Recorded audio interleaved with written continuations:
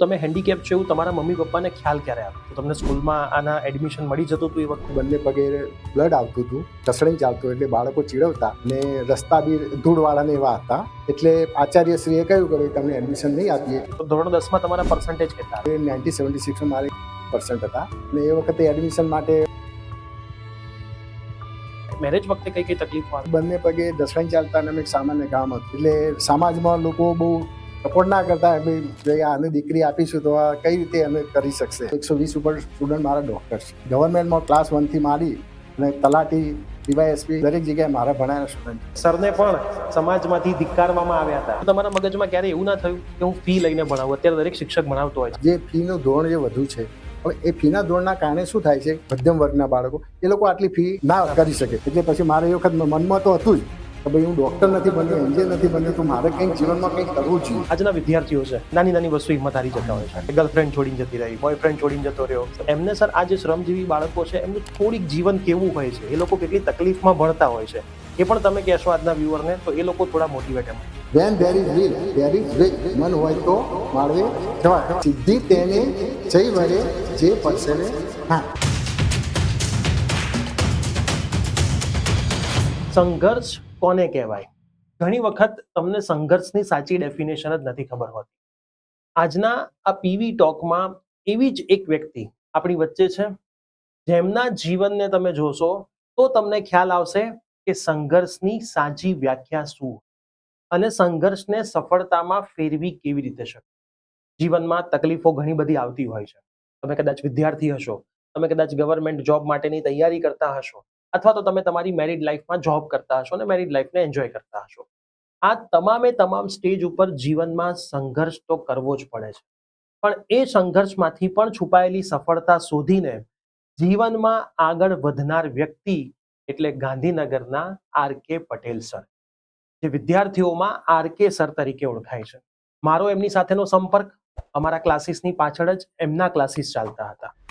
અમારા ક્લાસીસમાં અમે વિદ્યાર્થીઓને ફી લઈને ભણાવતા હતા, ત્યારે અમારી પાછળ નાનકડા છાપરામાં અમારા ક્લાસમાંથી સરસ મજાની લાઇટ સાથે નીચે બેસીને ભણતા વિદ્યાર્થીઓ જે એક પણ પ્રકારની ફી આર.કે. સરને નહોતા આપતા, અને આર.કે. સર તો પણ ક્વોલિટી વાળું શિક્ષણ એ વિદ્યાર્થીઓને આપતા હતા અને એમાંથી જ ડોક્ટર અને એન્જિનિયર બનાવતા હતા. હું બનાવતા હતા કહું છું, પણ હું એવું કહીશ કે હજી પણ બનાવે છે, તો તમને એમની જર્ની જાણવામાં વધારે ઇન્ટરેસ્ટ.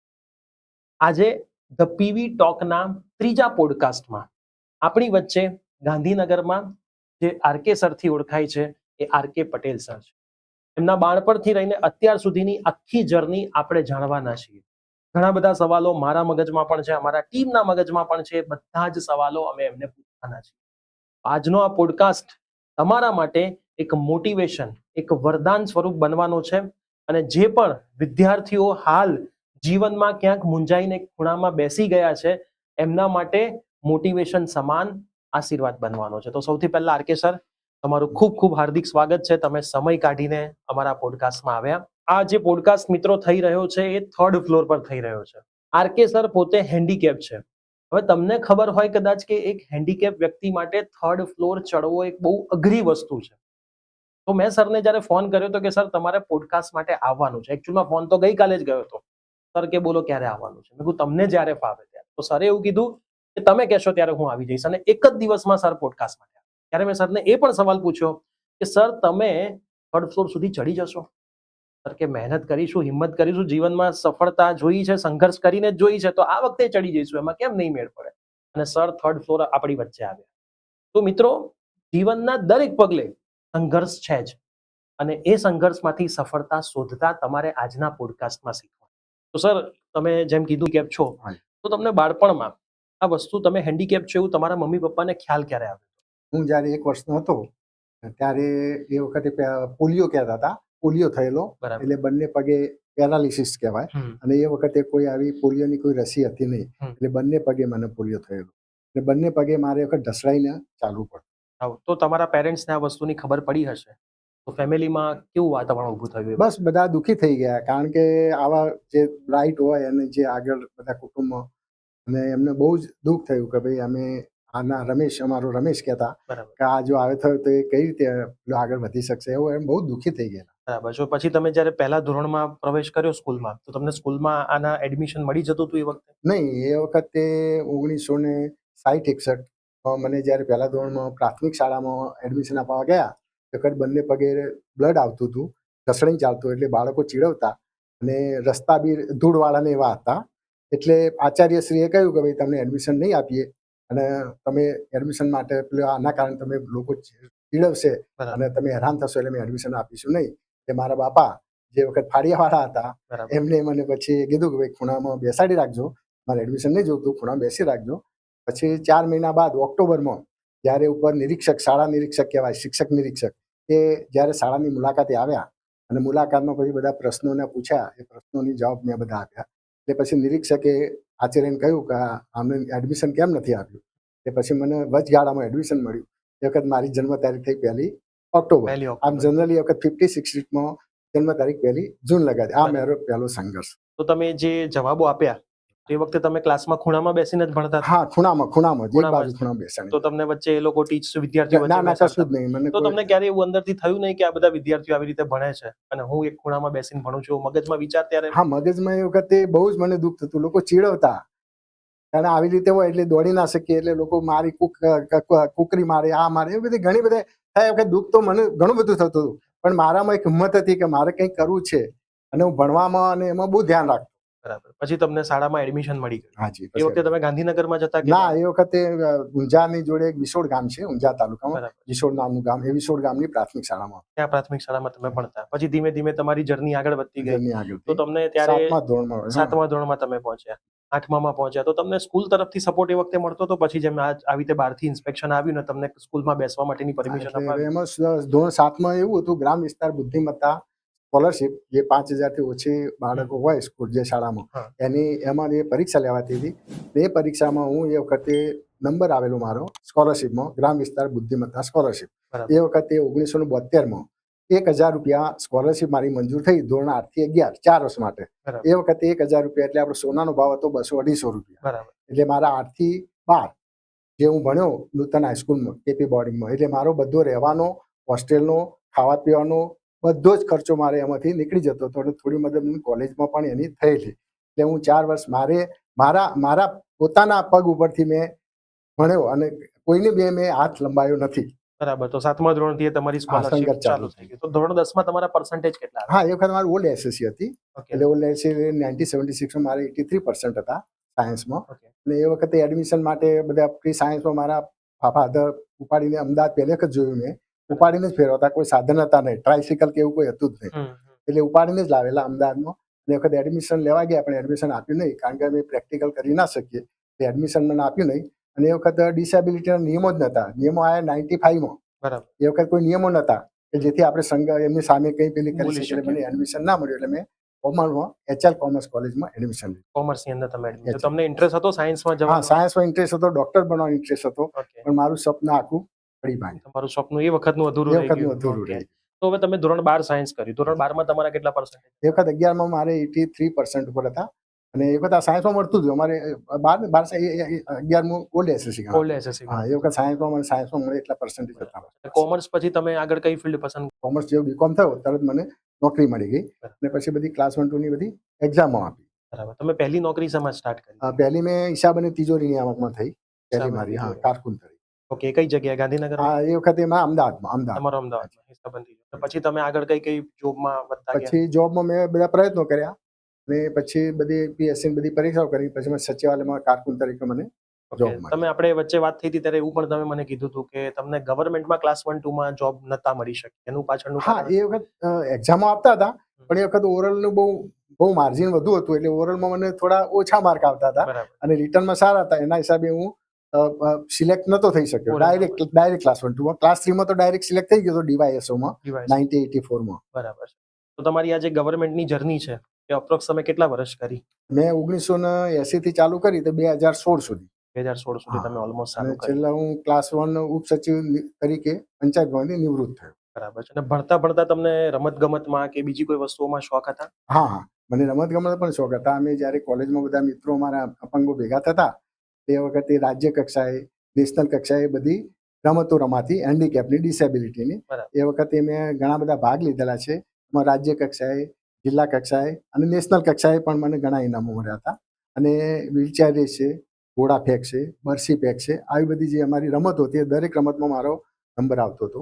એ વખતે મને સરકારશ્રી તરફથી 2 ઇન્ક્રીમેન્ટ ઇજાફો એટલે 2 ઇન્ક્રીમેન્ટ પણ પ્રોત્સાહન રૂપે મળ્યા. તો તમને રમત ગમતમાં પહેલેથી આ પહેલેથી રસ તો હતો. અત્યારે બી તમે રમત ગમતમાં કન્ટિન્યુ છે તમારા મિત્રો સાથે? બસ મિત્રો સાથે ઘરે પ્રેક્ટિસ કરીએ છીએ, યોગા ને એવું બધું. એના કારણે અત્યારે 67 કમ્પ્લીટ થયા, બરાબર. 68 રનિંગ છે. એટલે હેલ્થ એના કારણે સારી રહી છે. હા, તમારે એનો હવે તમે આ ગરીબોને હાલ ભણાવો છો, ગરીબ હા. વિદ્યાર્થીઓ જે જરૂરિયાતમંદ વિદ્યાર્થીઓ છે, તો એ ભણાવવાની શરૂઆત તમે ક્યારથી કરી? હા, પછી મારે જ્યારે નિવૃત્ત થયા પછી 1-2 શાળામાં આચાર્યનો ફોન આવ્યો એમાં સેક્ટર 3માંથી મારા શિક્ષકોની ઘટ છે, તો સર તમારું નામ છે ને તમે સારું ભણાવો છો, મેં મારા બાળકોને આપશો સેવા? મને તો બહુ આનંદ થઈ ગયો. મેં સેક્ટર 3માં ચાલુ કર્યું અને બાળકો બી ખુશ થઈ ગયા. પછી ત્યારબાદ બીજી શાળાઓનો જેમ ખબર પડતી કે શાળામાં પણ હું આપણે સેક્ટર 2 છે, 13 છે, 14 છે, બધી શાળામાં હું ભણાવવાનું ચાલુ કર્યું. આ ભણાવવા દરમિયાન મને લાગ્યું કે આ બાળકો હોશિયાર છે, બધા શ્રમજીવી વર્ગના હોય છે. સરકારી શાળામાં બધા શ્રમજીવી વર્ગના હોય, મજૂરી વર્ગ હોય, લેબર વર્ગ હોય, દાડી કરતા હોય, દિવસનું કમાઈને દિવસે વાપરતા હોય, રાત્રે મોડા આવતા હોય, એવા બધા બાળકો હોય. એવા બાળકોમાં ઘણા હોશિયાર પણ હતા. એટલે મને થયું કે આ બાળકો માટે મારે કંઈક કરવું જોઈએ. એ બાળકો માટે પછી મેં ફ્રી ટ્યુશન ક્લાસ આપણે ધોળાકુવા ખાતે બરાબર. તમને જે ફોન આવ્યા હતા સ્કૂલ તરફથી, તમે ભણાવવાનું સ્ટાર્ટ કર્યું, તો તમારા મગજમાં ક્યારે એવું ના થયું કે હું ફી લઈને ભણાવું? અત્યારે દરેક શિક્ષક ભણાવતો હોય છે, કોઈ પણ સિટીમાં હોય, એ થોડી ઘણી તો ફી લેતો જ હોય. એમનેમ સેવા કરવાવાળા ટીચર્સ હાલ બહુ ઓછા છે. તો તમને ક્યારેય મગજમાં એવો વિચાર ના આવ્યો કે હું આવી રીતે શ્રમજીવી બાળકોને ભણાવું, એની જગ્યાએ ભણાવવામાં તો હું માસ્ટર જ છું સરસ મજાનો, તો કોઈ સારી ડે સ્કૂલમાં લાગી જવું, કોઈ સારા ટ્યુશન ક્લાસીસમાં લાગી જવું? એટલે પછી મને હું રિટાયર થઈ ગયેલો. મારા 2 બાળકો છે. બંને બાળકો સારા સેટ થયા હતા. એક ઓસ્ટ્રેલિયા છે અને એક કેનેડા છે. બરાબર. બંને મારા બાળકો સેટ થયા હતા અને મારે પેન્શન સરકાર આપતું હતી. બરાબર. એટલે મારે બીજી કોઈ નાણાકીય જરૂરિયાત હતી નહીં. એટલે મારે એટલા માટે મેં પછી આ બાળકોમાં જ રસ લીધો. અને હું જ્યારે 90-92 મેં જ્યારે મારા ટ્યુશન ભણાવવાના બાળકોને ચાલુ કર્યું, કારણ કે હું ડૉક્ટર એન્જિનિયર તો બની નહોતો શક્યો. Right. એટલે પછી મારે એ વખત મનમાં તો હતું જ કે ભાઈ હું ડૉક્ટર નથી બન્યો, એન્જિનિયર નથી બન્યો, તો મારે કંઈક જીવનમાં કંઈક કરવું જોઈએ. એટલે મેં લગભગ 88-89માં મેં બાળકોને ભણાવવાનું ચાલુ કર્યું ગાંધીનગર ખાતે. અને એ વખત ગાંધીનગરમાં મોસ્ટલી આરકે સરથી જ બધા મને ઓળખતા અને મોટા ભાગે બાળકો બધી સ્કૂલોના મારે ત્યાં ટ્યુશન આવતા હશે. અને કદાચ આ જોશે એટલે બધા બાળકોને મારી યાદ પણ આવશે કે આરકે સર જો મેં ભણતા હતા, આરકે સર કેવી પદ્ધતિથી ભણાવતા હતા. જે એવા પણ બાળકો છે જેને 30-40% આવતા હોય, એવા ઘણા તારી ડૉક્ટરો પણ બની શક્યા છે. ઘણા ક્લાસ 1-2 ઓફિસરો છે. આજની તારીખમાં આપણે કહીએ તો 120 ઉપર સ્ટુડન્ટ મારા ડૉક્ટર છે. અને ગવર્મેન્ટમાં ક્લાસ 1થી માંડી અને તલાટી, ડીવાયએસપી દરેક જગ્યાએ મારા ભણાયેલા સ્ટુડન્ટ છે. યુએસએમાં આપણે કહીએ, અમેરિકામાં 80 જેવા સ્ટુડન્ટ છે, ઓસ્ટ્રેલિયામાં 80+ છે, કેનેડામાં છે 44. દરેક કન્ટ્રીમાં લગભગ મારા બાળકો છે મેં ભણાયેલા અને એમનું બેઝથી મેં તૈયાર કરેલા કે જે ફંડામેન્ટલી વીક હોય છતાં પણ આપણે મહેનત કરાવી, સખત કેવી રીતે મહેનત કરવી અને એના કારણે આગળ આવે. અને મારું ઉદાહરણ જોઈને અમુક તો શીખ્યા છે બાળકો. સર આ મોટિવેશન એમનું મળેલું. સર આ રીતે છે, ઉપર ચડીને પણ ક્લાસ ભણાવે છે, સર નિયમિત આવે છે, સર એક દિવસ રજા પણ નથી પાડતા. એટલે બાળકોના માનસિક અસર પણ એ થયેલી અને માનસિક અસરથી પણ ઘણા બાળકોને આમ મોટિવેશન મળ્યું છે. ઘણા બાળકો એને ઉદાહરણ લઈને આગળ આવેલા છે. એટલે મને તો બહુ જ ગર્વ થાય છે. અત્યારે ઘણા બધા બાળકો ફી ભરીને રેગ્યુલર ક્લાસીસમાં આવતા. હા, અત્યારે તો ફી ભરીને બી રેગ્યુલર નથી આવતા. જ્યારે તમે રેગ્યુલર એઝ અ ટીચર જાઓ છો તો વિદ્યાર્થી એમાંથી મોટિવેટ થવાનો છે કે સર પોતે હેન્ડીકેપ છે, જો રેગ્યુલર આવતા હોય તો હું તો પરફેક્ટ છું, મને તો કોઈ તકલીફ નથી, તો મારે તો રેગ્યુલર આવવું જ જોઈએ. તમે સર આ ભણાવતા હતા ત્યારે તમારે મેરેજ પણ કરવાના હોય, જીવન આગળ વધારવાનું, તો તમારે મેરેજ વખતે કઈ કઈ તકલીફો આવેલી? આ વખતે મેરેજમાં એવું હતું, બંને પગે ઢસડાઈ ચાલતા અને એક સામાન્ય કામ હતું. એટલે સમાજમાં લોકો બહુ સપોર્ટ ના કરતા, ભાઈ આને દીકરી આપીશું તો આ કઈ રીતે એને કરી શકશે, બંને પગે અપંગ છે અને કઈ રીતે કરી શકશે. એટલે મને આ તો સામનો સામાજિક તરફથી તો મળતો જ હતો. પછી એક જાહેરાત આવી પેપરમાં, આશ્રમ શાળાની બાળકોને મેરેજ કરવાના હતા. એટલે મેં પાલડી વિકાસ ગૃહ છે એમાં પછી મેં તપાસ કરી તો એક દીકરી હતી જેની મમ્મી પપ્પા નહોતા. એ જ્યારે નાની હતી એટલે કોઈ એની ટ્રેન આગળ એને ફેંકી દીધેલી જન્મ આપીને, ને હેન્ડીકેપ પણ થઈ ગયેલી એના કારણે. એટલે પછી મેં એની સાથે મેરેજ કર્યા જેને મમ્મી પપ્પા નથી. અને મેં સમાજમાં ઉદાહરણ આપ્યું કે સમાજમાં પણ આ રીતે આગળ આપણે આપી શકીએ છીએ લોકોને. સમાજમાં જે સમાજ મને એ વખતે ધૂતકારતો હતો, પણ જ્યારે હું લગ્ન કરી લાવ્યો, જ્યારે મારી લાઈફ સ્ટેબલ થઈ, એટલે સમાજને પણ થયું કે નહીં, આ ખરેખર આ ઉદાહરણરૂપ કામ કરી રહ્યા છું. એ વખતે જે સમાજના લોકો તમને બોલતા હતા તો હા, અત્યારે તો એ તમને સારી નજરે અત્યારે જોતા તો સારી નજરે, દરેક અત્યારે તો જગ્યાએ હા, બોલાવતા દરેક હશે. જગ્યાએ સારી નજરે જુએ છે, બોલાવે પણ છે.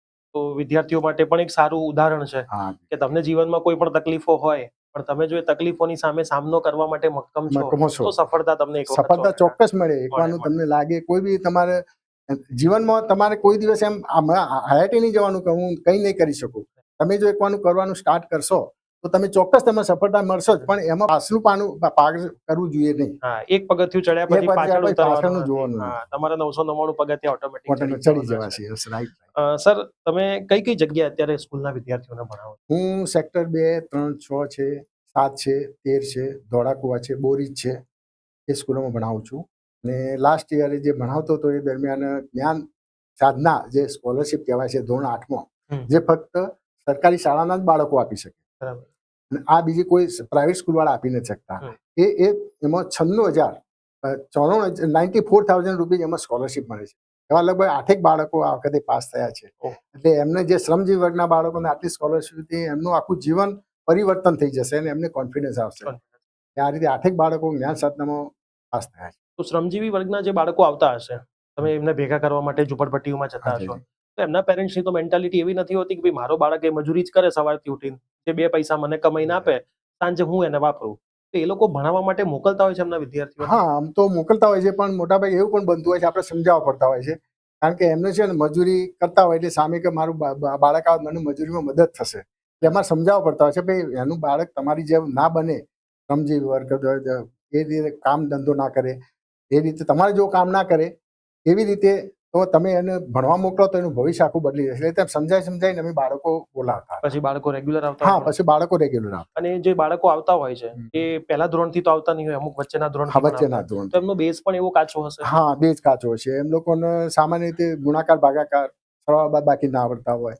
પછી એમાં બહુ અંગ્રેજીનો તો પાયો એટલો અતિશય કાચો હોય કે જેમનું પોતાનું નામ બી નથી લખી શકતા. એટલે અમે એમને અંગ્રેજીનો બેઝિકથી આખું ભણાવતા કે જેથી એ વાક્ય પણ બનાવી શકે. બરાબર. અને મેથ સાયન્સમાં પણ એ લોકો સારો સ્કોર, અને અત્યારે 8મા 10મામાં સારો સ્કોર પણ એ લોકો કરી રહ્યા છે. બરાબર. અને તમારો મેઇન સબ્જેક્ટ સર કયો છે?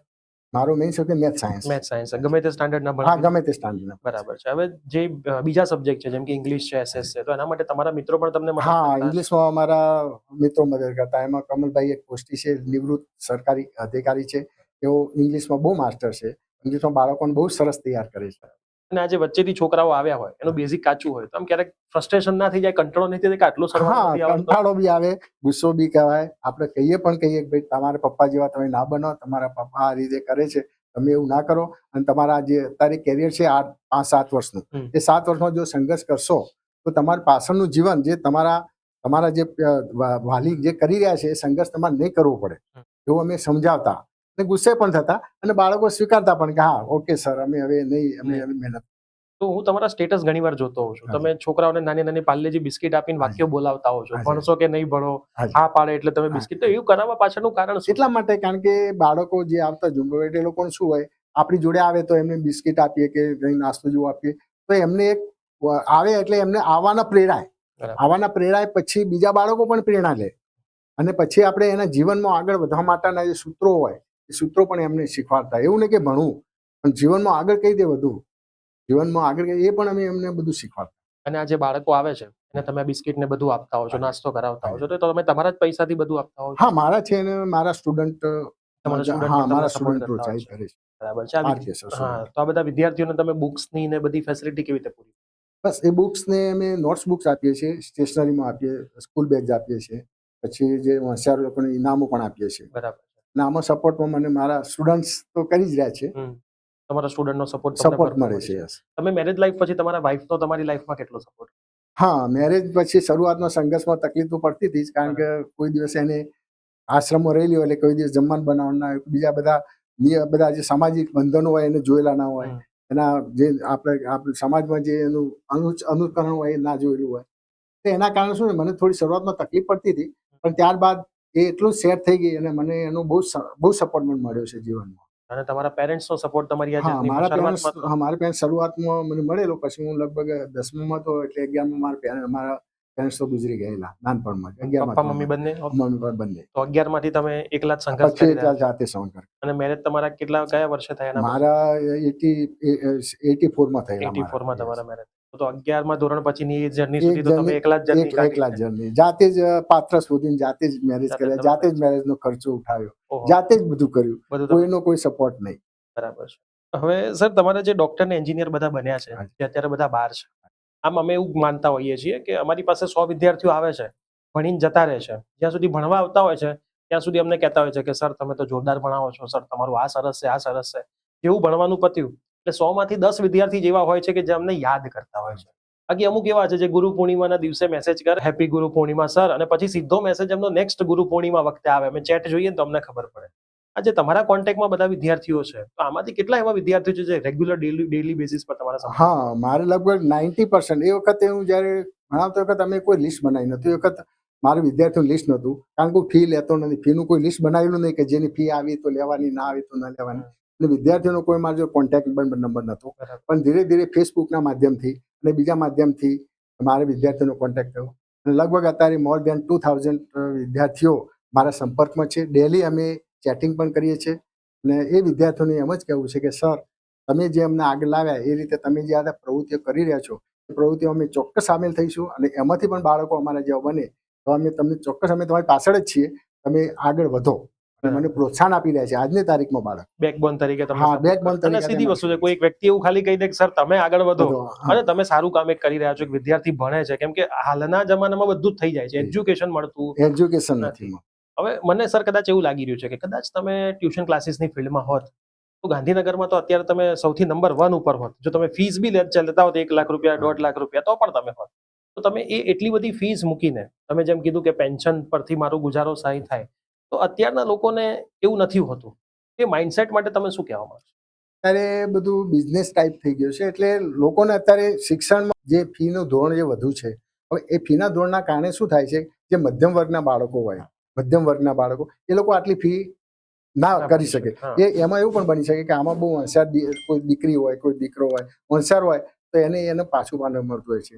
એટલે મારું તો ક્લાસીસ વાળાને બી એ છે કે જે પોતે કમાય 100% કમાય, હા. પણ 20% આવા બાળકો માટે ફાળવે ફાળવે. તો બાળકોનો આશીર્વાદ પણ મળશે હમ. અને તમારું ભવિષ્ય અને એ લોકોનું ભવિષ્ય સુધરશે અને એ તમને યાદ કરશે. આજે મારા બધા બાળકો મને યાદ કરે છે. અને ઘણા તો દીકરીઓ મને ફોન આવે તો રડી પડે છે કે સર તમે અમને ભણાવતા હતા, અમને યાદ આવે છે. અને અમારા બાળકોને અમે વારંવાર કહેતા હોય છે કે આરકે સર જેવા મને સર મળવા જોઈએ આપને. અમારા બાળકો અમને જ્યારે હેરાન કરે એટલે અમે કહેતા આરકે સર જો તમને મળે તો તમે સીધા થઈ જાઓ. બરાબર. એક સ્ટુડન્ટ અહીં છે જેને સ્ક્વેર સિટીના બધા 8-10 મોલ છે, જીગર પટેલ, ઓહો. 10 મોલ એના છે. હમ. એને મને કહ્યું કે સર અમે એ વખત જે 1000 રૂપિયા તમને ફી આપીને અમે ભણ્યા, એવું મારા બાળકનું 1 લાખ રૂપિયા આપું છું, પણ મને સંતોષ નથી. જેટલો સંતોષ મને મળેલો આપના ત્યાંથી, એટલો મને અત્યારે આમાં સંતોષ નથી મળી શકતો. હવે અત્યારે વિદ્યાર્થી જેટલા બધા ક્લાસરૂમમાં બેઠા હોય છે અને બધાના ટીચરોને અમુક વખત નામ બી નામ ખબર બી નથી નથી ખબર કે કયા વિદ્યાર્થીનું શું નામ છે. કહેવાય છે ને એજ્યુકેશનને એક બિઝનેસ બનાવવાની શરૂઆત થઈ ગઈ છે.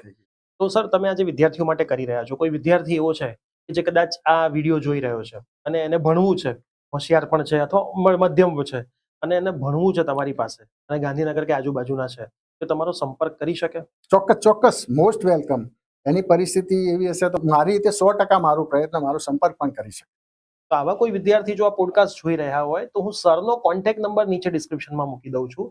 તમે સરનો ડાયરેક્ટ કોન્ટેક્ટ કરી શકો છો. કોન્ટેક્ટ કરતી વખતે તમે સરને ખાલી એટલું કહેશો કે યુટ્યુબ ઉપરથી તમારો પોડકાસ્ટ જોયો હતો અને અમે તમારો કોન્ટેક્ટ કર્યો છે. પ્લસ તમે જો એજ્યુકેશનની જર્નીમાં સરને સપોર્ટ કરવા માંગતા હોય, હવે જરૂરી નથી કે સપોર્ટ ઓલવેઝ મનીથી થાય. તમે કોઈને બુક્સ આપવા માંગતા હોય, વિદ્યાર્થીઓને લંચ બોક્સ આપવા માંગતા હોય, વોટર બોટલ આપવા માંગતા હોય, દરેક વસ્તુ સર તમે વિદ્યાર્થીઓને આપતા હશો ને? તો જરૂરિયાતવાળા વિદ્યાર્થીઓને, અથવા તો અમે તો સરને ઘણી વખત કીધું છે કે તમારા 10th ના જે રેન્કર વિદ્યાર્થીઓ ઇંગ્લિશ મીડિયમના, એમને 11-12 અમારા ત્યાં ફ્રીમાં ભણાવીશું.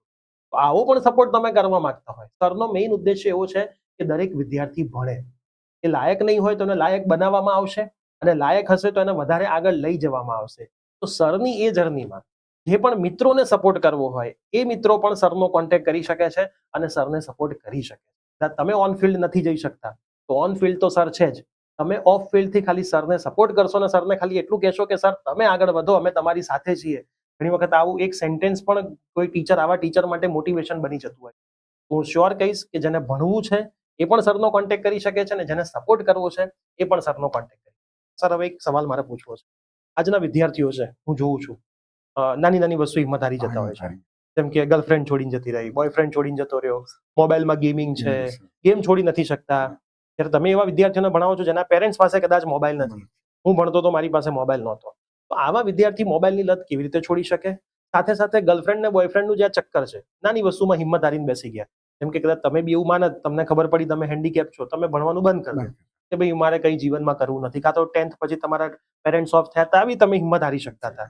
જ્યારે મેરેજ કરવાના હતા ત્યારે બી તમે હિંમત હારી શકતા હતા. અત્યારે જીવનના દરેક વખતે ક્યારેક તો ઘણીવાર એવું થતું બી હશે, તો તમે હિંમત નથી હારતા. તો એવા વિદ્યાર્થીઓને મોટિવેટ કરો જે ડગલે ને પગલે મહિને મહિને હિંમત હારી જાય છે. પ્લસ જેમને ભણવું છે પણ મોબાઈલ નથી છૂટી શકતો, રેગ્યુલર બેસિસ પર વાંચતા નથી, તો એમને સર આ જે શ્રમજીવી બાળકો છે એમનું થોડીક જીવન કેવું હોય છે, એ લોકો કેટલી તકલીફમાં ભણતા હોય છે, એ પણ તમે કહેશો આજના વ્યુઅરને, તો એ લોકો થોડા મોટિવેટ એમાં. શ્રમજીવી વર્ગના બાળકોને તો પપ્પા ઘણી વખત રાતે 9 વાગે આવતા હોય છે, મજૂરી વર્ગ. એમને મમ્મી પપ્પા એટલા બધા કામમાં બીજી હોય છે કે બાળક પ્રત્યે ધ્યાન જ નથી રાખતા કે બાળક શું ભણી રહ્યો છે, કેવી રીતે આગળ કરશે, અને માર્ક્સ લેવા સ્કૂલમાં જવું એ તો એ માટે શક્ય જ નથી. એટલે આવા બાળકો છતાં પણ એવું મહેનત કરે છે અને આગળ આવે છે. તો જે બીજા બાળકો છે જે સારા વર્ગના, કે જેઓ નાની બાબતમાં હતાશ થઈ જાય છે, ગરમ થઈ જાય છે, ગુસ્સે થઈ જાય છે, કારણ કે એમનું શું, એમને દરેક વસ્તુ મળી રહે છે, જે માગે એના કરતા ભૌતિક સગવડો જલ્દી મળી રહે છે. એટલે એ લોકોને મહત્વ નથી સમજાવતું કે ભાઈ આ વસ્તુનું શું મહત્વ છે, મહેનતનું શું મહત્વ છે. તો એવા બાળકો માટે એક મારો એવો સંદેશ છે કે તમે when there is will there is way, મન હોય તો માળવે જવાય. આ તમારે રાખવાનું, બીજી સિદ્ધિ તેને જઈ વરે જે પરસેવે ના. તો તમારે મહેનત કરવી જોઈએ, અને તમારે ભૌતિક સગવડો તમે જેટલી છોડશો એટલું તમે આગળ વધશો. જો અમે ભૌતિક સગવડમાં રહ્યા તમે આગળ વધી ના શકો.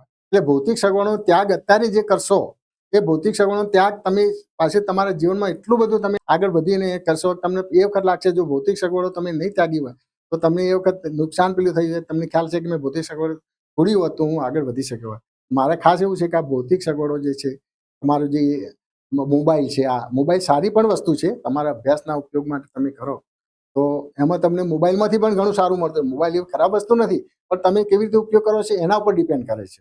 મોબાઈલ તમે સારી તમારા સર્ચ માટે, તમારા અભ્યાસ માટે કરી શકો, પણ અન્ય ગેમ જેવી કે બીજી કોઈ ચેટિંગ માટે તમારા માટે બહુ નુકસાનકારક છે. પછી સર, તમે જે વિદ્યાર્થીઓને ભણાવો છો તેમના પેરેન્ટ્સની પણ લાગણી તમારી જોડે બંધાતી હશે. ચોક્કસ. તો એ તમને કેવી રીતે વિશેષ આપતા હશે? એમનો માત્ર કોઈ બાળકનો માર્ક વધ્યા, ક્યાંક સારો નંબર આવે, એમાં હું છોકરાઓ કરતા તો છોકરીઓને વધારે કહીશ, કેમ કે ગર્લ્સ સેફટી બહુ ઇમ્પોર્ટન્ટ હોય છે. ત્યારે એમના છોકરીઓને મોકલતા હોય, એમનું ધ્યાન તો આખો દિવસ હોય નહીં, એ તો મજૂરીએ લાગી ગયા હોય, અને જ્યારે રિઝલ્ટ આવે ત્યારે એમને ખબર પડે કે એમની દીકરીનું આટલું સરસ રિઝલ્ટ આવ્યું છે. હા, એ તો બહુ જ ખુશ થાય. શ્રમજીવી વર્ગના દીકરીઓ જ્યારે સારા માર્ક લાવે એટલે એટલા બધા આનંદિત થાય કે હવે અમારું જીવન, આ દીકરીને અમારું જીવન આખું બદલી નાખ્યું. કારણ અમારે ત્યાં એવા બધા એના નિયમો, નાની ઉંમરે લગ્ન થઈ જતા હોય છે, આ બધું થતું હોય. પણ જો દીકરી સડ્યું હોશિયાર ભણેલી હોય તો એ મેરેજ નહીં કરે, પણ આગળ વધવા પ્રયત્ન કરશે. એટલે મને પેરેન્ટ્સ બી કહેતા હોય કે અમારી દીકરી આગળ વધશે, અમારે મેરેજ માટે અમારે કરી દેતા હોય, પણ અમે મેરેજ નહીં કરીએ નાની ઉંમરે. એટલે આ એક પણ ફાયદો થાય છે. હમણાં એક છેલ્લો એવું બનાવ બન્યો, જ્ઞાન સાધનામાં એક સેક્ટર ધોળાકોમાં રહે છે, જેના મમ્મી પપ્પા બંને કચરા પોતા કરે છે. હવે એક જ્ઞાન સાધનાની સ્કોલરશીપમાં પરીક્ષામાં પાસ થઈ ગઈ.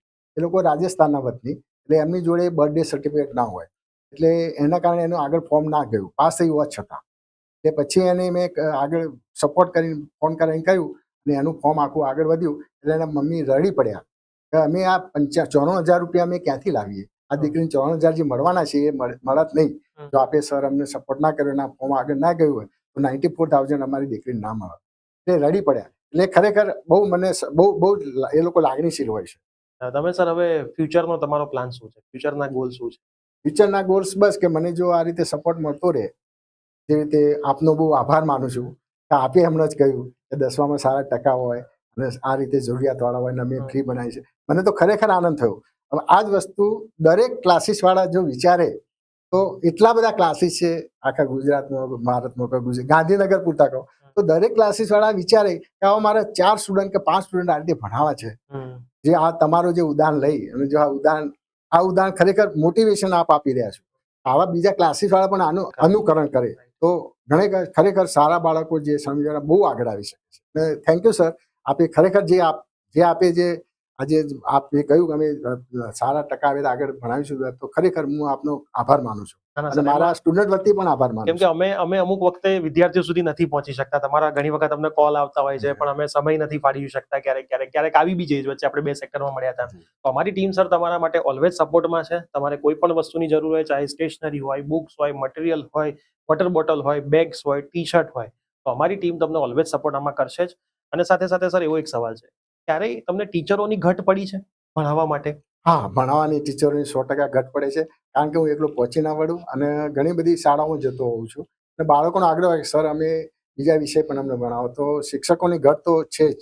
કોઈ સેવાભાવી આવી શકે તો મોસ્ટ વેલકમ. ઓકે, તો આ પોડકાસ્ટ જો કોઈ શિક્ષકો જોઈ રહ્યા હોય, અને એવું નથી કે આખું વીક તમારે જવું, વીકમાં તમે 2 દિવસ પણ સરને સપોર્ટ કરવા માંગતા હોય, તો તમે સરનો કોન્ટેક્ટ ખાસ કરજો. સરને વિદ્યાર્થીઓની તો જરૂર છે જ, વિદ્યાર્થીઓને તો ભણાવવા જ છે, સપોર્ટ તો સરને મળી જ રહ્યો છે, પણ શિક્ષકોનો સપોર્ટ પણ સરને જોઈ રહ્યો છે. તો શિક્ષકો મળી જાય, અને એઝ અ સ્ટુડન્ટ પણ જો કોઈ હોશિયાર હોય, માની લો કોઈ કોલેજના વિદ્યાર્થીઓ છે, તો એ 8, 9, 10ના વિદ્યાર્થીઓને સરસ રીતે ભણાવી જ શકતા હોય છે. તો કોલેજના વિદ્યાર્થી પણ હોય, સાંજના સમયે તમારે કંઈક સેવાનું સારું કામ કરવું હોય, કેમ કે મને એટલી ખબર છે કે જો તમે કોઈકને ભણાવશો તો તમારું નોલેજ ઓટોમેટિક વધતું જશે. અને અત્યારનો સમયગાળો તમારા માટે નોલેજ ઇન્ક્રીઝ કરવાનો છે. જેટલું નોલેજ તમારી પાસે હશે, એટલો બેનિફિટ તમને ફ્યુચરમાં પણ થશે. તો જેમણે પણ એઝ અ ટીચર પણ સરની સાથે જોડાવવું હોય અને વિદ્યાર્થીઓ માટે કંઈક કરવું હોય, તો સરનો કોન્ટેક્ટ નંબર ડિસ્ક્રિપ્શનમાં છે. તમે સરનો ખાસ કોન્ટેક્ટ કરજો અને સર સાથે વાત કરીને સરની મુલાકાત પણ એક વખત ગાંધીનગરમાં લેજો. તો સર, થેન્ક યુ. તમે આવ્યા અહીંયા, વિદ્યાર્થીઓને મોટિવેટ કર્યા. આ પોડકાસ્ટ એવા વિદ્યાર્થીઓ માટે છે કે જે કદાચ શ્રમજીવી છે અને જોવે છે, તો એમને પણ મોટિવેશન મળશે. જેમની પાસે બધી જ ફેસિલિટી છે, ભણતા નથી, એમને પણ મોટિવેશન મળશે. ને જે વિદ્યાર્થી કદાચ તમારી જેમ પેરેલાઇઝ છે, ઇસ્યુ છે, એમને હેન્ડીકેપ છે, તો એમને પણ મોટિવેશન મળશે કે ભાઈ જો સર કરી શકે છે, તો અમે તો 100% કરીશું. અને આવા ઘણા બધા ઉદાહરણ સર આપણા સમાજમાં પણ છે, કે જેમણે કદાચ કોઈ કે કઈ, જેમ કે ચંદુ ચેમ્પિયન મૂવી પણ વચ્ચે આવ્યું હતું, એમાં પણ એ વ્યક્તિને તકલીફ હતી, પણ એ ચેમ્પિયન બન્યો હતો. તો જેમને સરને પણ સમાજમાંથી ધિક્કારવામાં આવ્યા હતા, હું તમને કહીશ કે જ્યારે તમારો ઈગો હર્ટ થાય છે, તો ત્યારે જવાબ આપવાથી કોઈ જ મતલબ નથી. તમે એને મગજમાં ક્યાંક ખૂણામાં મૂકી રાખો, એના ઉપર કામ કરો, તમારી સફળતા ઓટોમેટિક એ બધા લોકોને જવાબ આપશે. તમારે આજે જવાબ કોઈને આપવા જવો નહીં પડતો હોય, તમારું કામ જોઈને જ લોકોને બધાને જવાબ મળી જતા હશો. તો સર, તમારી કહાની અમારા જેવી યંગ જનરેશન માટે પણ એક મોટિવેશન સમાવ છે. જ્યારે પણ સર તમને જરૂર પડે, અમારી ટીમ ઓલવેઝ તમારી સાથે છે. અમારે તમારી ક્યારેક જરૂર પડશે ક્યાંક, તો અમે 100% તમારો કોન્ટેક્ટ લઈશું. તો મિત્રો, તમને આ પોડકાસ્ટ કેવો લાગ્યો? જે પણ સરના વિદ્યાર્થીઓ પણ આ પોડકાસ્ટ જોઈ રહ્યા છે, નીચે કમેન્ટ ખાસ કરજો, જેથી સરને પણ મોટિવેશન મળે. મેક્સિમમ મિત્રો સુધી શેર કરજો. ચેનલ પર ન હોય તો સબસ્ક્રાઇબ કરીને લાઈક કરજો. આવા જ નવા પોડકાસ્ટ સાથે મળતા રહીશું. ત્યાં સુધી બાય બાય, ટેક કેર.